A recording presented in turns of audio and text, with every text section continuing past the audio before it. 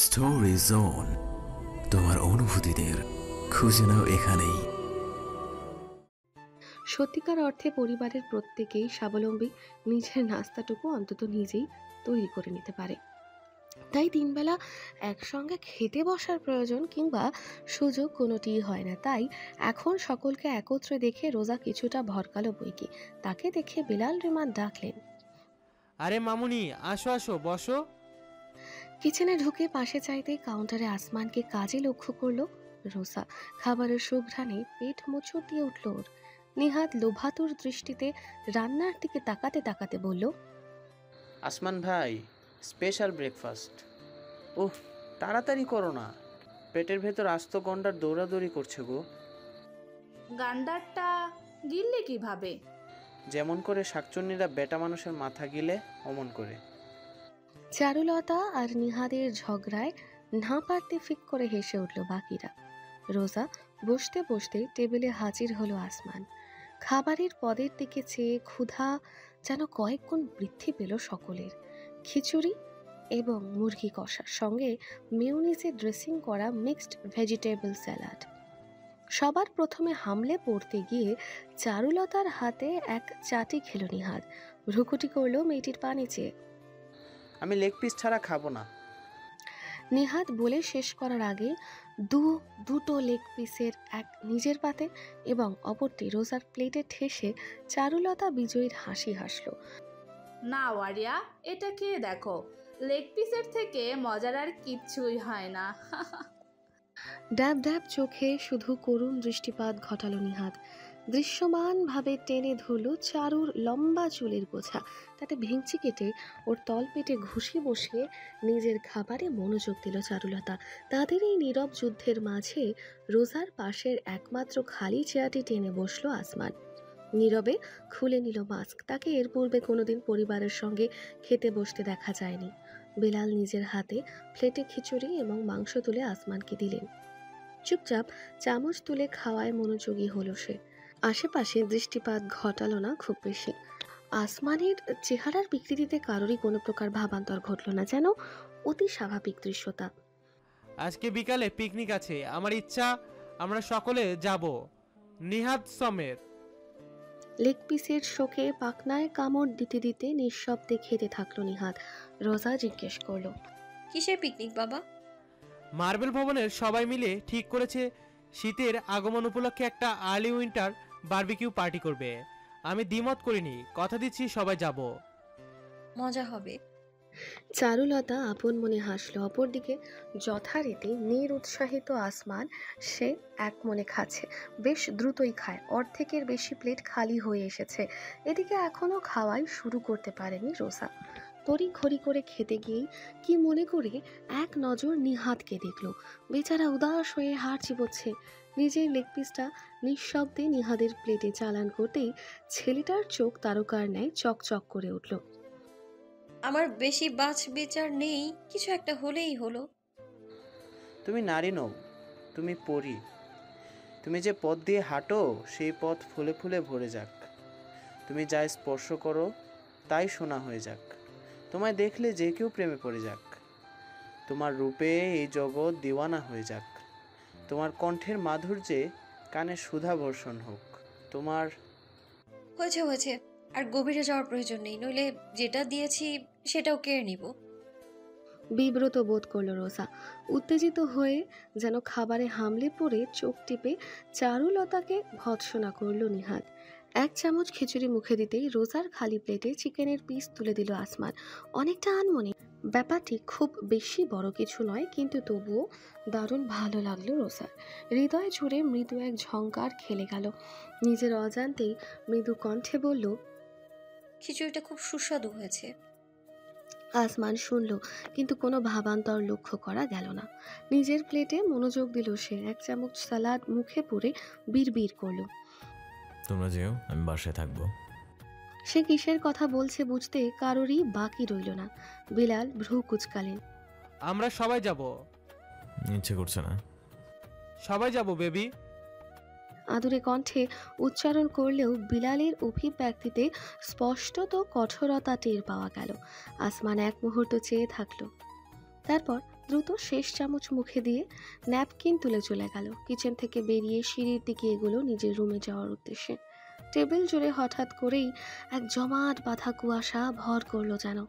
সকলেই উৎফুল্ল থেকে অতর্কিতে মুষড়ে পড়েছে আসমানের প্রস্থানে।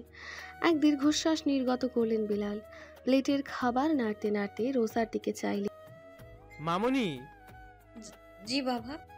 কিছুটা অপ্রস্তুত হয়ে তাকে মোকাবেলা করলো রোজা। আমি জানি তোমার দাদু চলে যাওয়ার পর তুমি নিজেও মানসিক অস্থিরতা এবং অবসাদে ভুগছো, তবু একটা অনুরোধ করব। অবশ্যই বাবা, অনুরোধ নয়, আদেশ করুন। Please take care of my son. বিলালের দৃষ্টিতে অব্যক্ত এক অনুভূতির প্রকাশ ঘটল। পিতৃহৃদয়ের হাহাকার। রোজার নিজের উপর এক দায়িত্বের ভার অনুভব করলো যেন। সহসাই মাথা দুলিয়ে জানালো, আমি চেষ্টা করব। Thank you. বিকালবেলা আয়নায় নিজেকে অন্তিমবারের ন্যায় পর্যবেক্ষণ করে সন্তুষ্টই হলো রোজা। প্যাস্টেল পিঙ্ক শাড়ির ভাঁজে আচ্ছাদিত ওর অবয়ব এবং খোলা কেশরাশি বেশ মানিয়েছে। খুব বেশি সাজ এড়িয়ে শুধুমাত্র হালকা লিপস্টিক এবং গ্লসে অধর রাঙিয়ে কপলে ছুঁয়েছে মৃদু ব্লাশ। এটুকুই। বহু বছর বাদে বোধহয় এতটা যত্ন নিয়ে নিজেকে সাজিয়েছে সে। কেন? বিশেষ কেউ অবলোকন করবে বলে? হয়তো। প্রেমানুভূতি ওর গোটা সংগ্রামী জীবনে এই প্রথম হৃদয়ে কড়া নেড়েছে। তাই প্রগাঢ় অনুভূতিতে অভ্যস্ত হতে সময় প্রয়োজন হবে। হ্যান্ডব্যাগের ভেতর সেদিন ক্রয়কৃত ব্রেসলেটটি নিতে নিতে উত্তেজিত হয়ে উঠল অন্তর। ঠিক কেমন হবে ব্যাপারটা? এটা আসমানকে দিয়ে কি বলবে সে? কিসের উপহার? ওর অনুভূতি সম্পর্কে জানাবে কি? কিন্তু যদি কোনো কিছু হিতে বিপরীত ঘটে রোজার? চিন্তার দোলাচলে অতিষ্ঠ হয়ে এক সময় নিজেকে নিয়ন্ত্রণ করে শেষমেশ বেরিয়েই এলো বাইরে। যা হবে দেখা যাবে। হলরুমে পৌঁছতেই অপেক্ষারত নিহাতকে নজরে পড়ল। সোফায় শরীর এলিয়ে পা নাড়াতে নাড়াতে শীষ বাঁচিয়ে যাচ্ছিল। রোজা আসতেই ফিরে চেয়ে ভ্রু তুলে আপাদমস্তক পর্যবেক্ষণ করলো ওর অবয়ব। লম্বা এক শীষ ধ্বনি তুলল। অতঃপর বাঁকা হেসে নির্লজ্জভাবেই বলল, সেক্সি লেডি। তৎক্ষণাৎ চোয়ালে রোজার মুষ্টিবদ্ধ হাতের ঘুষি খেয়ে খিলখিল করে হাসতে থাকলো। চোয়াল তোলে পিটপিট করলো, যাক বাবা, মেয়ে মানুষ আসলেই আস্ত একটা মোডের বস্তা। কখন কি চায় বোঝা দেয়। মিথ্যা প্রশংসা করলেও দোষ, আবার সত্যি বললেও দোষ। তার মানে মাত্র তুমি মিথ্যা বললে? তো শাড়ি পরা চাঁদের বুড়ি বলে গালি খেতাম নাকি? নিহাত, বলো ফুলটুসি। তুমি একটা ভণ্ড। ধন্যবাদ। আমি জানি আমি হ্যান্ডসাম। কানের ডক্টর দেখাও, ভণ্ড বলেছি তোমায়। মেয়ে মানুষ মুখে যা বলে তার উল্টোটাই বোঝায়। I understand. আমার হ্যান্ডসামনেসে জ্বলে পুড়ে খাক হাজারো রমণীর মন। তুমি তো এক অভূত বেচারি। কলার ঝাঁকালো নিহাত। সরু দৃষ্টিতে তাকিয়ে থাকলো ওর দিকে। রোজা কিছুক্ষণ। সত্যিকার অর্থে যদিও নিজের প্রশংসা করাটা অস্বাভাবিক, তবে নিহাত আদতেই সুদর্শন। বর্তমানে ডেনিম জ্যাকেট এবং জিন্সে তাকে বেশ লাগছে। চন্দন বর্ণের চেহারায় দারুণ দীপ্তি প্রকাশ পাচ্ছে। তীক্ষ্ণ চিবুকের উপর কানে ছোট এক সিলভার পাথরের দুল নজর কাটছে। তবুও ব্যাপারটির প্রকাশ না ঘটিয়ে চোখে মুখে ঘৃণার অভিব্যক্তি ফুটিয়ে হন হন করে বাইরের দিকে এগোলো রোজা। জাস্ট ডাস্টবিনের সঙ্গে কথা বলে সময় নষ্ট করার কোনো মানেই হয় না। You mean sexy dustbin ফুলটুসি? খবরদার আমায় ফুলটুসি ডাকবে না একদম। তো কি ডাকবো, ভাবি? থমকে পড়ল রোজা। অজান্তেই চট করে ঘুরে তাকালো পিছনে। ঠোঁটে তীর্যক হাসি ঝুলিয়ে ওর দিকে চেয়ে আছে নিহাত। কিন্তু রোজার কপল জুড়ে সৃষ্টি হওয়া লালিমার আভা তাকে দ্বিধান্বিত করে তুলল। ভ্রু উঁচু করে শুধালো, ভাবির একটা পছন্দ হয়েছে মনে হচ্ছে। Shut up. জোরপূর্বক নিজের অনুভূতি লুকিয়ে এক প্রকার হন্তদন্ত হয়ে এগুলো সে। পিছনে নিহাত এক ঝাঁক কৌতুক এবং কৌতূহল নিয়ে তাকে অনুসরণ করলো। যতই কৌতুক করুক না কেন, রোজার অভিব্যক্তির হঠাৎ পরিবর্তন ওর দৃষ্টি এড়ায়নি। মার্বেল ভবনের পিছনের বাগানে আয়োজন করা হয়েছে বারবিকিউ পার্টির। ইতোমধ্যেই ভবনের বেশ কয়েকজন বাসিন্দা উপস্থিত হয়ে গিয়েছে। যারা দায়িত্বে রয়েছে তাদের কয়লা এবং প্রয়োজনীয় জিনিসপত্র সাজানোর কার্যক্রম চলছে। স্ন্যাক্স এবং ফলমূলে সজ্জিত টেবিলে এক স্পিকার বাজছে মৃদু শব্দে। গোধূলি হিমেল হাওয়ার সঙ্গে ভালোই সঙ্গত হয়েছে সমস্ত আয়োজনের। রোজা পৌঁছতেই কয়েকজন পরিচিত মুখের সঙ্গে সাক্ষাৎ হলো। কুশল বাক্য বিনিময় করতে করতে ওর উৎগ্রীব নয়ন আশেপাশে খুঁজতে থাকলো হৃদ শাসককে। অবশেষে পেল আয়োজন থেকে কিছুটা দূরে এক জলপাই বৃক্ষের নিচের বেঞ্চের উপর বসা আসমান। একলা নয়, সঙ্গে ছোট্ট রুহি ওর কোলে দাপিয়ে বেড়াচ্ছে। অদ্ভুত হলেও সত্য, দৃশ্যটির পানে রোসার দৃষ্টি আঠার ন্যায় আবদ্ধ হয়ে পড়ল। আসমানের শুভ্রতা হার মানিয়েছে সবকিছুকেই। অতিরিক্ত কোনো আড়ম্বর নেই, শুধুমাত্র ধলা সাদা শার্ট এবং কালো ফর্মাল প্যান্ট, মাস্কে আবৃত চেহারা, ললাটে লুটিয়ে পড়া কালো কেশগুচ্ছ। অনুভূত হচ্ছে এক দৈবিক অবয়বের মতন, পবিত্র, শুভ্র, স্নিগ্ধ এবং কোমল এক অস্তিত্ব। প্রেমে পড়লে কি সব মানুষ এমনই অনুভব করে? মনে মনে ভাবল রোজা। ওর দৃষ্টিতে আসমানের অবয়বের চারপাশ ঘিরে যেন ঘুরপাক খেয়ে চলেছে সহস্র প্রজাপতির দল। অনুভূতির হাওয়া পাখনা মেলে প্রবাহ খেলিয়ে দিচ্ছে নিটল অস্তিত্ব জুড়ে। এক ভাষা ভাষা দীপ্তিস্নাত বর্ণে প্রতিফলিত হচ্ছে দৃশ্যপটে। কি অদ্ভুত সুন্দর! স্বামীটি বিভোর হয়ে গেলে নাকি আরিয়া? কর্ণপাত হলো না রোজার। ওর প্রচলিত মুগ্ধ দৃষ্টি সম্মোহিত আসমানের পানে কোলে ছোট রুহিকে আগলে রেখেছে সে পরম যত্নে। ওই শীতল নয়নে কোমল অনুভূতির উদ্ভব ঘটেছে শিশুটির উদ্দেশ্যে। বিষাদ এবং মোহের এক মিশ্র অনুভূতি ছেয়ে গেল রোসার অন্তর। আরিয়া, এক ঝটকায় বাস্তবতায় ফিরে চোখ পিটপিট করে তাকালো রোজা। চারিপাশে যেন নিজেকে হঠাৎ করেই পৃথিবীর বুকে আবিষ্কার করেছে। আশেপাশের ব্যক্তিগণ তাতে হাসল। এক রমণী মুখে হাত চেপে মৃদু হেসে জানালো, হারিয়ে গিয়েছিলে বুঝি মিস্টার নীলের মাঝে? লজ্জা বোধ করলো রোজা, দৃষ্টি নত করে নিল। চিন্তা করো না, তুমিই তাকে দেখবে সারা জীবন। এছাড়া আর কেউ কোনোদিন চোখ তুলেও তাকাতে সাহস করবে না মিস্টার নীলের দিকে। কথাটির মাঝে লুকায়িত আধার রোসার অনুভব করতে বেশ বেগ পোহাতে হলো না। নয়ন তুলে চাইল সে। মুখোমুখি হলো রমণীর নির্ভীক হয়ে। আমার স্বামীকে আমি অবলোকন করছি, অন্য কেউ দেখলো কি না দেখলো, সাহস করলো কি না করলো, এগুলো ভেবে সময় নষ্ট করার প্রয়োজন বোধ করছি না Mrs Kamal. Oh, I did not want to be rude, but পৃথিবীর অধিকাংশ সৃষ্টিরই বিপরীত রয়েছে, ভালো খারাপ, একলা দোকলা, যোগ বিয়োগ ইত্যাদি। সৌন্দর্য মানব হৃদয়ের আকর্ষণের পরিপূরক, তেমনি এর বিপরীত কদর্যতা, আতঙ্ক জাগানিয়া। সকলের আপন আপন বৈশিষ্ট্য রয়েছে, ভালোবাসায় তা ছেদ ঘটাতে পারে না। রোসার দিকে চেয়ে থাকলো সকলে নিঃশব্দে।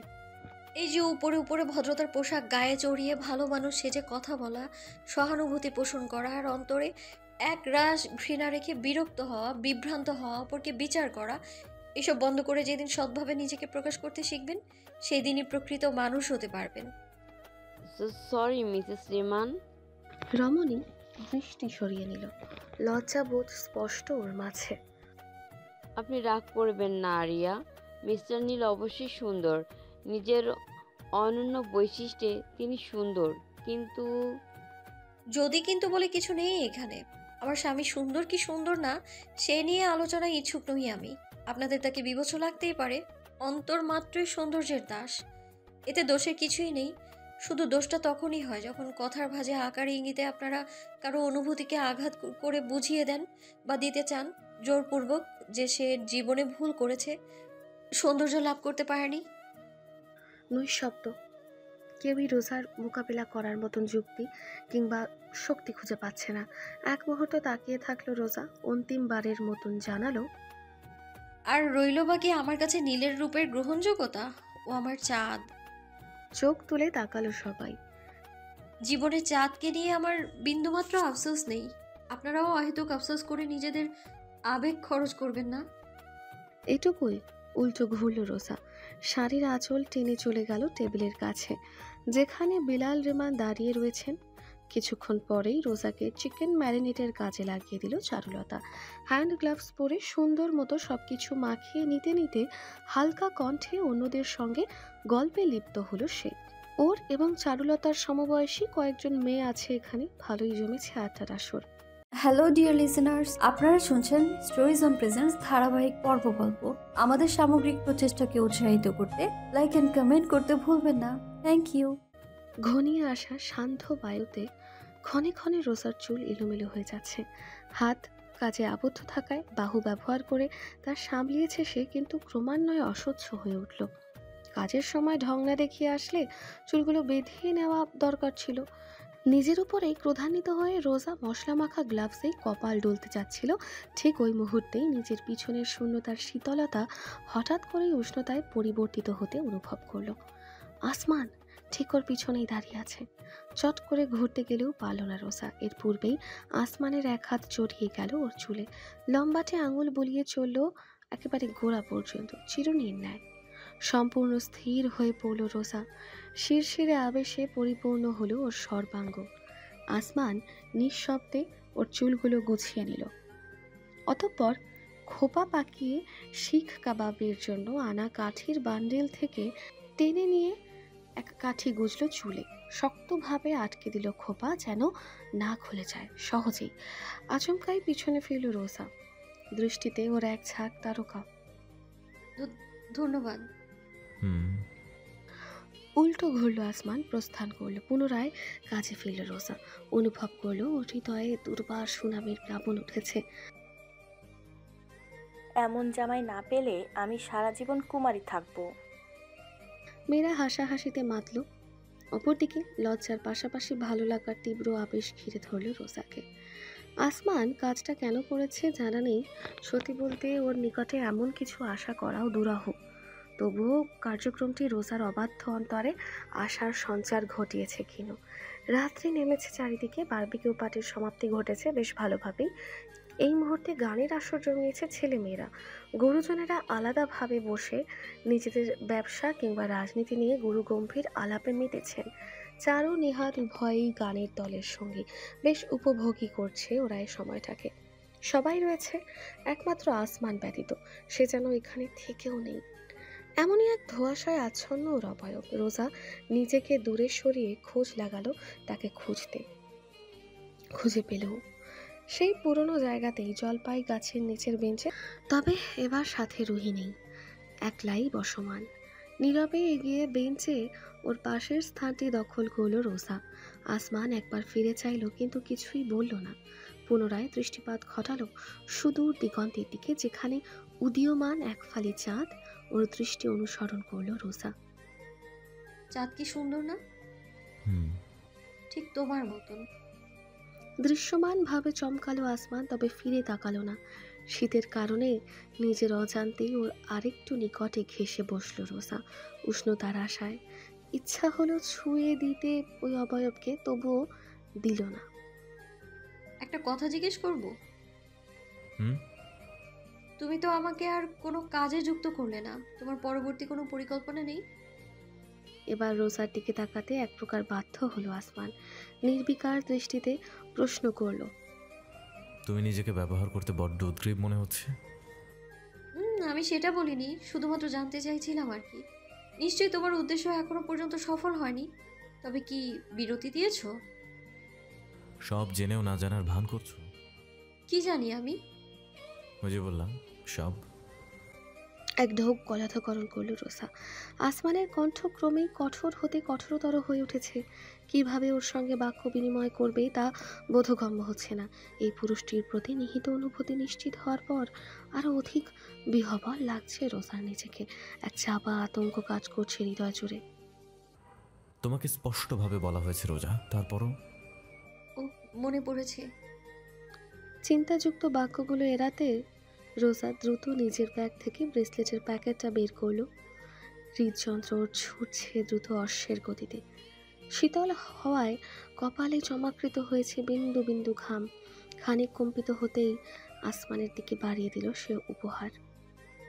ওই সেদিন মলে দেখেছিলাম, ভালো লেগেছিল, তাই ভাবলাম তোমার হাতে সুন্দর লাগবে। প্যাকেটটা নিল আসমান, সঙ্গে সঙ্গে হাত গুটিয়ে নিয়ে অধীর হয়ে অপেক্ষামান রইল রোজা। প্যাকেট খুলে ভেতরের ব্রেসলেটটি হাতে নিতেই এক দৃষ্টে চেয়ে রইল আসমান। নিগুড় দৃষ্টি ক্রমেই কুঞ্চিত হয়ে উঠল ওর ভ্রুজোড়া। কী ভাবছে তা বোঝা সম্ভব হলো না। দ্বিতীয় ঢোক গিলে রোজা বিড় করে শুধালো, তোমার পছন্দ হয়নি? উত্তরে ব্রেসলেটটি পুনরায় প্যাকেটে ভরে বেঞ্চে উভয়ের মাঝে রাখলো আসমান। অনুভূতিহীন কণ্ঠে জানালো, আমি ব্রেসলেট পছন্দ করি না। রোসার মনে হলো কেউ যেন রোসার হৃদয়টাকে এক লহমায় নিংড়ে সকল অনুভূতি শুষে নিয়েছে। মাথা ঝুলে পড়ল ওর। হতাশা দৃশ্যমান হলো সম্পূর্ণ চোখে মুখে। ও এটুকুই উচ্চারণ করা সম্ভব হলো। কেন যেন আসমানের পাশে বসে থাকাও বর্তমানে অসহনীয় ঠেকছে। ইচ্ছা হলো ব্রেসলেটের প্যাকেট ছিনিয়ে এক ছুট দিয়ে পলায়ন করতে, কিন্তু সেটি সম্ভব হলো না। হিম পবনের প্রবাহ এড়িয়ে উঠে পড়ল সে বেঞ্চ থেকে। পায়ে পায়ে এগিয়ে গেল, উদ্দেশ্য অধিক বিরক্তির জন্ম না দেওয়া। রোজা, ওই বজ্রসম কণ্ঠে নিজের নামটি শ্রবণ হতেই স্বয়ংক্রিয়ভাবে থমকে পড়ল পদক্ষেপ। না চাইতেও ফিরে তাকাতে বাধ্য করল বেহায়া অন্তর। দৃষ্টি মেলালো এক সুগভীর গহ্বরের আধার মাঝে। বরাবর ওর নয়নে তাকিয়ে রয়েছে আসমান। দীর্ঘ এক মুহূর্তের দৃষ্টি বিনিময়, অতঃপর ধ্বনিত হলো, ডু ইউ লাইক মি? বজ্রাহত হলো রোজা। শাড়ির আঁচলে আঙুল চেপে তাকিয়ে থাকলো। সর্বোচ্চ প্রচেষ্টা চালালেও আসমানের অভিজ্ঞ নজর এড়ালো না ওর তরে বিছানো সহস্র অনুভূতিমালা। মাথা নিচু হলো আসমানের। উভয় হাতে চেপে ধরে এক দীর্ঘশ্বাস ফেলল সে। দৃশ্যটি অবলোকনের সাহস হারিয়ে উল্টো ঘুরে খানিক ছুটেই নিজেকে আড়াল করল রোজা। ধিক্কার জানালো নিজের অস্তিত্বকে। নিজের সর্বপ্রথম প্রেমানুভূতিকে রোজা ঘৃণা করতে আরম্ভ করলো ঠিক পরদিনই, যখন পেইন্ট হাউসের কিচেনে সে আবার মুখোমুখি হলো অনুভূতিহীন মেশিন আসমানের। সকাল সকাল ওর মাথা ব্যথার উপশমের এক কাপ চায়ের দ্বারস্থ হয়েছিল। চুমুক দিতেই আসমানের কণ্ঠে চমকে উঠতে বাধ্য হলো। নিহাদ আগামীকাল চলে যাচ্ছে। লাফিয়ে কাউন্টার থেকে নেমে পিছনে তাকাতেই দ্বিতীয় দফায় তাকে শুনতে হলো, তুমি ওর সাথে যাবে। জমে গেল রোজা। সম্পূর্ণ অবিশ্বাস নিয়ে তাকিয়ে থাকলো সামনে। ভ্রুক্ষেপ নেই আসমানের। এগিয়ে গিয়ে ফ্রিজ থেকে এক জুসের বটল বের করলো। বহু কষ্টে কম্পিত কণ্ঠে রোজা শুধালো, মানে? ওর মুখোমুখি হলো হিম শীতল হিমালয়। নির্বিকার কণ্ঠে ঘোষণা করলো, আমাদের চুক্তি এখানেই সমাপ্ত রোজা। তীরের ফলায় ক্ষত বিক্ষত হৃদয়ে রক্তক্ষরণ ঘটিয়ে পুনর্বার ধ্বনিত হলো, আমার জীবনে তোমার আর কোনো প্রয়োজন নাই। রোজা রহমান চড়ুই নামক মানুষটার জীবন কোনো সার্কাসের তুলনায় কম কিছু নয়। এই জীবন বড়ই বৈচিত্র্যময়, যার মোড়ে মোড়ে রয়েছে প্লট টুইস্ট। উত্তাল সমুদ্রে ভাসানো ওর জীবনতরী বারংবার জর্জরিত হয়েছে একের পর এক ঝোড়ো আঘাতে। তবু জীর্ণ শীর্ণ হয়ে সে গিয়েছে। বয়ে চলেছে অসহনীয় অস্তিত্বের ভার। থমকেছে ওর পদক্ষেপ। লোভ হয়েছে নিজেকে হটিয়ে নেওয়ার, কিন্তু সুযোগ নেই। অগ্রসর হওয়ার উদ্দেশ্যেই এই ভঙ্গুর অস্তিত্বের থামার অন্তর নেই। শত সহস্র ক্ষত বুকে চেপে রোজা পুনর্বার সংগ্রামে লিপ্ত হতে হবে। এই যেন ওর চরম নিয়তি। এই মুহূর্তেও যেন নিজের হৃদয় জুড়ে জেঁকে বসা পরাবাস্তব পুরুষ আসমানের বক্তব্য উপলব্ধি করেও সে কিছুই অনুভব করতে সক্ষম হচ্ছে না। সেও কি তবে পাথর হয়ে গেল? রোজা এই হেন প্রত্যাখ্যানের কলঙ্ক গায়ে মাখবে কি করে? কোনো প্রতিবাদ করল না রোজা। আস্তে করে চায়ের কাপ রেখে দিয়ে শুধুমাত্র দীর্ঘশ্বাস ফেলল। নিটল হিমালয়কে জিজ্ঞেস করল, কারণ জানতে পারি? আসমান 3 সেকেন্ড বাদে জবাব দিল, তোমার গুরুত্বের অবসান হয়েছে, এটাই কারণ। আসলেই নাকি তোমার প্রতি অনুভূতি পোষণ করছি বলে? ওসব অনুভূতি নয়, করুণা। ঝট করে আসমানের দিকে ফিরল রোজা। ওর দৃষ্টি জুড়ে প্রগাঢ় আবেগ, তবুও নির্বিকার কৃষ্ণ গহ্বর। হিমশীতল চাহনি ওর। বারবার করুণা তকমা দিয়ে কেন অপমান করো আমাকে, আমার আবেদনকে? তোমার বয়স কত? হঠাৎ এমন প্রশ্নে রোজা খানিক ভরকে গেলেও নত মুখে উত্তর করল, 22। আমি 31। বয়সের পার্থক্য দেখাচ্ছ? আমাদের চিন্তাধারার পার্থক্য বুঝিয়ে দিচ্ছি। কেমন পার্থক্য? এটাই যে তুমি আমাকে করুণা করছো। আমি তোমাকে করুণা করছি না। কতবার বলতে হবে যে I am not? You are. আসমানের কাঠিন্য অনুভূত হতেই নিঃশব্দ বরণ করল রোজা। ওর দিকে এক পা এগোলো না অনুভূতিহীন দানব। This is not a drama plot, this reality. আমার সম্পর্কে সবকিছু জেনে তোমার হৃদয়ে যে করুণার ঢেউ উঠেছে তাকে অনুভূতি ভেবে ভুল করলে নিজেই পস্তাবে। সবে তো 22, গোটা জীবন পড়ে আছে, আফসোস করবে। তাকিয়ে থাকলো রোজা এক দৃষ্টে। কিছুই উচ্চারণ করতে সক্ষম হলো না। আসমান ভুল বলছে না সেটা সে নিজেও বুঝতে পারছে, তাই অধিক বিষাদ অনুভব করছে অন্তর। আমি একটা অভিশাপ। আমার অস্তিত্বে জড়ানোর অর্থ নিজেকে আধারে নিমজ্জিত করা। পাপ আমি, প্রলয় আমি, বিনাশ আমি। এই পাপের মায়ায় পড়ার একটাই পরিণতি, ধ্বংস। তার মানে দূরে ঠেলে দিয়ে তুমি আমায় রক্ষা করতে চাইছো সেই ধ্বংস হতে? থমকালো আসমান। ওর ঘন ভ্রুজোড়া কুঞ্চিত হলো। ঠিক ক্রোধে নাকি কৌতুকে বোঝা গেল না। রোজা দমল না, দৃঢ় চিত্তে মুখোমুখি হলো মেশিনের। আমাদের চুক্তি এখনো সমাপ্ত হয়নি। ডিল ছিল কেবি গ্রুপের পতন না হওয়া পর্যন্ত তুমি আমায় রক্ষা করবে, ব্যবহার করবে। কেবি কোম্পানি এখনো মেরুদণ্ড নিয়ে দণ্ডায়মান। তাই এই চুক্তি শেষের কারণ দেখছি না আমি। তুমি ভুলে গিয়েছো আমার বাবা একজন ব্যবসায়ী। চুক্তি আমার থেকে ভালো আর কেই বা বোঝে। মাস্কের আড়ালে না দেখলেও রোজা নিশ্চিত আসমানের ঠোঁটে এক তির্যক হাসির প্রস্ফুটন ঘটেছে। তোমাকে রক্ষা করার প্রতিশ্রুতি দিয়েছিলাম, করব। ঠিক সেই কারণেই তোমার দূরে যাওয়া প্রয়োজন। বর্তমানে আমি কেবি গ্রুপের মেইন টার্গেট। শত্রুকে হেলাফেলা করার কোনো উপায় নেই।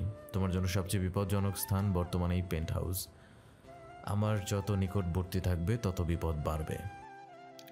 চমকে উঠল রোজা। ওর মস্তিষ্ক জুড়ে চলছে চিন্তার ঘূর্ণিপাক। আসমানকে বুঝতে ওর বেগ পেতে হচ্ছে, তবে এটুকু স্পষ্ট যে কোনো মূল্যে তাকে দূরে সরাতে বদ্ধপরিকর হিমালয়। তাকে উপেক্ষা করার ক্ষমতা রোজার মাঝে নেই। নিজেকে অমানিসায় ডুবিও না, চলে যাও। নতুনভাবে গড়ে তোলো আপন অস্তিত্ব। ভুলে যাও অতীত। নিহাত যে ফ্ল্যাট নিয়েছে তার পাশেরটাতে তুমি থাকবে। সব ব্যবস্থা করা হয়েছে, প্রস্তুতি নাও প্রস্থানের। একবারও কাঁপল না আসমানের কণ্ঠ। বিন্দুমাত্র অনুশোচনা হচ্ছে না। রোজার প্রতি নেই কোনো আবেদন, তবুও নিজের রক্ষকের দায়িত্ব পালনে বদ্ধপরিকর সে। ব্যাপারটি রোজাকে দারুণভাবে আহত করলো। মাথা নিচু করে ফেলল সে। গড়িয়ে নামলো এক ফোঁটা অশ্রু গালবে। পরোয়াহীন আসমান উল্টো ঘুরে চুপচাপ এগিয়ে গেল। সিঁড়ি বেয়ে উঠল উপরে। নিজের রুমের অভ্যন্তরে আড়াল হয়ে গেল। রোজার দৃষ্টি যা অবলোকনে সক্ষম হলো না তা হলো নিজের রুমে প্রবেশ করে দেওয়ালে হেলান দিয়ে আসমানের বুক থেকে নির্গত হওয়া দীর্ঘশ্বাস। কায়সার এম্পায়ার। কাচের টেবিলের উপর বরফপূর্ণ পাত্রে সজ্জিত উত্তেজক তরলের বোতলগুলো এতটাই মূল্যবান যে তাদের কাজ অবয়ব জুড়ে বিচিত্র সব নকশা খচিত রয়েছে। এর মাঝে সবচেয়ে অধিক আগ্রহ রয়েছে ম্যাকালান স্কচ হুইস্কির বটলে, যা স্কটল্যান্ড থেকে আমদানি করা হয় অভিজাতদের বিলাসী আবেদন পূরণে। একজন স্টাফ পাশাপাশি সজ্জিত দুটো গ্লাসে মূল্যবান প্রিমিয়াম ম্যাকালান ঢেলে তাতে বরফকুচি মেশালো। বুদবুদে ফেনা ওঠা ইন্দ্রিয় ক্ষমতা বিলুপ্তিকারী পানীয়টি পরিবেশন করে পুনরায় ফিরে গেল নিজের জায়গায়। টেবিলের দুই পাশে রক্ষিত রাজকীয় সোফায় মুখোমুখি বসা কেবি অধিপতি বাদশাহ কায়সার এবং কালো জগতের নিয়ন্ত্রক সাইফের দিকে নীরব দৃষ্টিপাত ঘটালো। বাদশার পূর্বেই গ্লাস তুলে নিল সাইফ। কোনো প্রকার পরোয়া না করে এক চুমুকে নিঃশেষ করলো সমস্ত পানীয়। স্টাফকে পুনরায় ইশারা করলো আরেক গ্লাস তৈরি করতে। আমার সঙ্গে জরুরি সাক্ষাতের ইচ্ছা, প্ল্যান রেডি। বাদশার দিকে শূন্য দৃষ্টি নিক্ষেপ করে সাইফ মাথা হেলালো। উত্তর হ্যাঁ নাকি না তা ঠিক বোধগম্য হলো না। তাতে বিরক্ত হয়ে বাদশাহ জানালেন, সময় নষ্ট করো না সাইফ, আলফা অন্তিম সুযোগ দিয়েছে। এবার যদি ব্যর্থ হই শুধুমাত্র আমি নই, তার সঙ্গে তুমিও। আপনি আছেন বলে আমার অস্তিত্ব, তা কোন পাগলে বলল? ভরকে গেলেন বাদশা, নীরবে তাকিয়ে রইলেন সাইফের দিকে। হেলান দিল সোফায়, দ্বিতীয় হুইস্কি তুলে ঠোঁটে ছুঁয়ে বিড় করলো। আমি ছিলাম শুরু থেকেই। আপনি হাত মিলিয়েছেন আপনার প্রয়োজনে। আমি আমার সাথে we are partners, not boss and employee. Hello dear listeners, আপনারা শুনছেন স্টোরিজ অন প্রেজেন্স ধারাবাহিক পর্ব গল্প। আমাদের সামগ্রিক প্রচেষ্টাকে উৎসাহিত করতে লাইক অ্যান্ড কমেন্ট করতে ভুলবেন না। Thank you.